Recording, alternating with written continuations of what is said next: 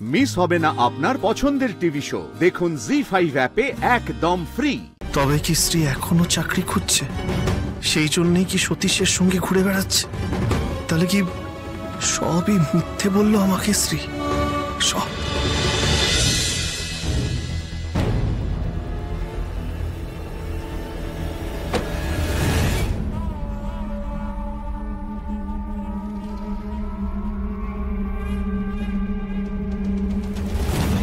বলুন ম্যাডাম।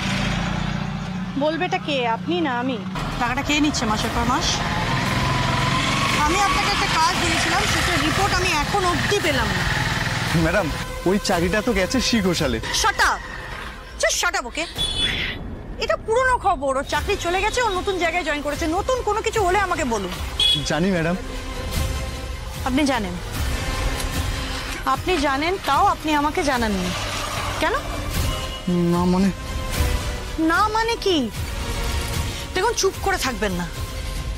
আপনি যত টাকা বলেছেন আমি ততটাই টাকা কিন্তু আপনাকে দিচ্ছি, কিন্তু আমার যে খবরটা দরকার আমার কিন্তু সেটা চাই। এবার আপনি কিন্তু আমার মাথাটা গরম করিয়ে দিচ্ছেন, বিশ্বাস করুন। আসলে খবরটা কিভাবে দেব সেটা কিছুতে বুঝে উঠতে পারছিলাম না ম্যাডাম। মানে আপনি কি আমার সাথে ইয়ার্কি করছেন? হ্যাঁ, এতদিন ধরে যেইভাবে খবরটা দিয়ে আসছেন সেইভাবেই দেবেন। ম্যাডাম, শ্রী ঘোষাল সতীশবাবুর অফিসে ঢুকেছে।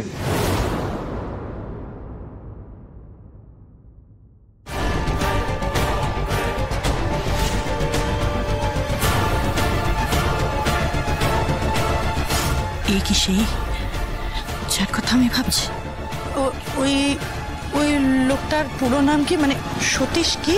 সতীশ চ্যাটার্জি।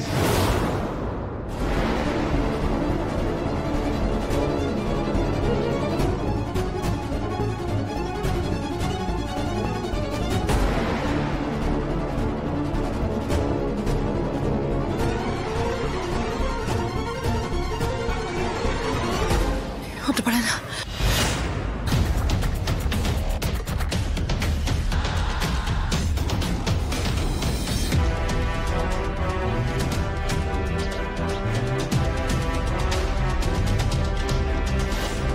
কি হয়েছে আপনার? আপনি ঠিক আছেন তো? কি হয়েছে আপনার?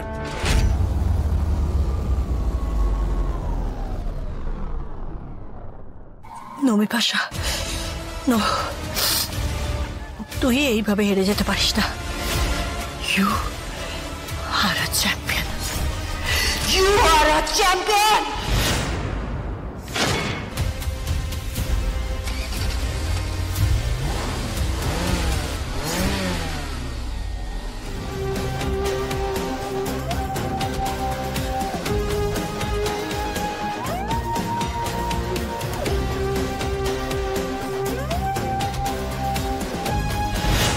ওদের প্রত্যেকটা মুহূর্তের খবর আমার চাই,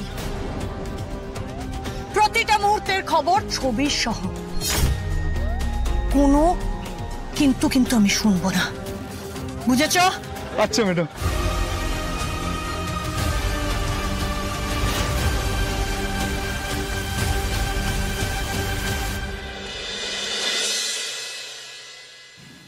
কি করব, কি করব আমি? কি খেলা খেললে এদের দুজনের মধ্যে দূরত্বটা বাড়বে? আমাকে এমন একটা খেলা খেলতে হবে যাতে বল কাউন্টও না হয়, ব্যাটসম্যান আউটও না হয়, বাউন্ডারিও হয়, আর ম্যাচটা আমার হাতের মুঠোয় থাকে। আমার একটা ফ্রি হিট লাগবে।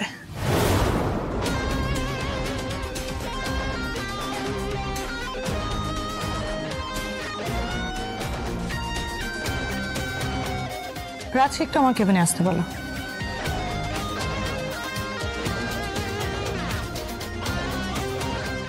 আমাকে এমন খেলা খেলতে হবে যাতে তোমাদের দুজনের ফেরার পথটা চিরকালের মতন বন্ধ হয়ে যায়। আসবো?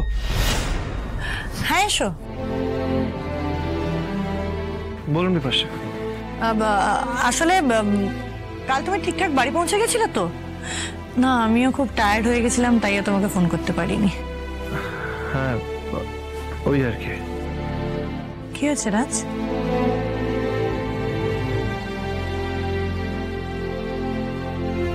তোমাকে তো এত ডাউন লাগছে কেন? Is everything alright?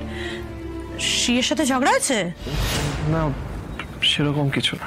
তাহলে তোমাকে এত লো দেখাচ্ছে কেন? নিশ্চয়ই শ্রীয়ের সাথে ঝগড়া করেছো? না মানে, আমি যখন বাড়ি পৌঁছেছি তখন শ্রী ছিল না, বেরিয়ে গেছিল।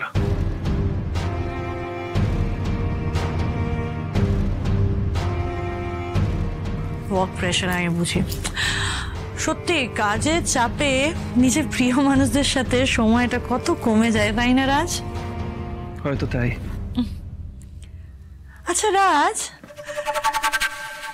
তুমি তো আমাকে জানালে না শ্রী কোন কোম্পানি জয়েন করেছে? না মানে, সেটা ঠিক আমিও জানি না।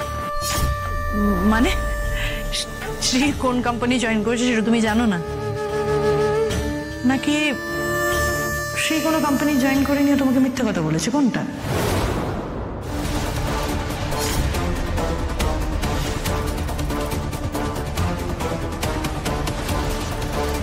মিথ্যে? এটা তো আমার মাথায় আগে আসেনি। তাহলে কি সত্যি শ্রী কোনো চাকরি পায়নি, আর আমার থেকে লুকোনোর জন্য বারবার আমাকে এড়িয়ে যাচ্ছে? আর সতীশের সঙ্গেই বা কি করছে? কি হলো রাজ?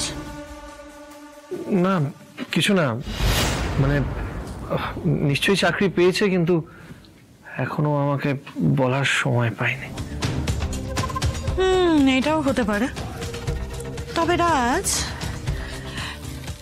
এটা তো এমন কোনো বড় ব্যাপার না যে এতদিন হয়ে গেল তুমি জানতে পারলে না কোন কোম্পানি জয়েন করেছে। এনিওয়েজ, এইটা তোমাদের দুজনের ব্যক্তিগত ব্যাপার, আমি এটাতে ঢুকবো না। তবে রাজ, আমার মনে হচ্ছে যে ও কোনো কোম্পানি জয়েন করেনি, ও তোমায় মিথ্যে কথা বলছে। আসলে হয়তো ও এই কোম্পানিটা জয়েন করতে চাইছিল না, ও ভাবছিল হয়তো তোমার চোখের সামনে থাকবে, তোমার নাগালের মধ্যে থাকবে, ও নিজের মতন কোনো কিছু করতে পারবে না, সেই জন্যই হয়তো। না মানে, ও তো যেটা চায় সেটা করতে চায়, তাই।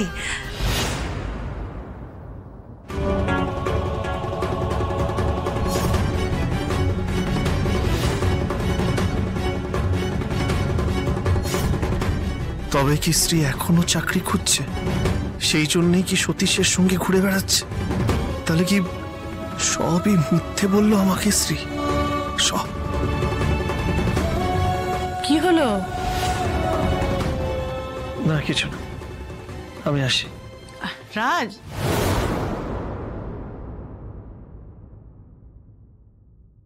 কোথায় আর যাবে রাজ? এখন তুমি শ্রীয়ের কাছে গিয়ে জিজ্ঞেস করবে যে ও এখন কোন কোম্পানি জয়েন করেছে, আর তুমি জানার পরে আসল খেলা শুরু হবে, আর আমার রাস্তা জলের মতন পরিষ্কার হয়ে যাবে।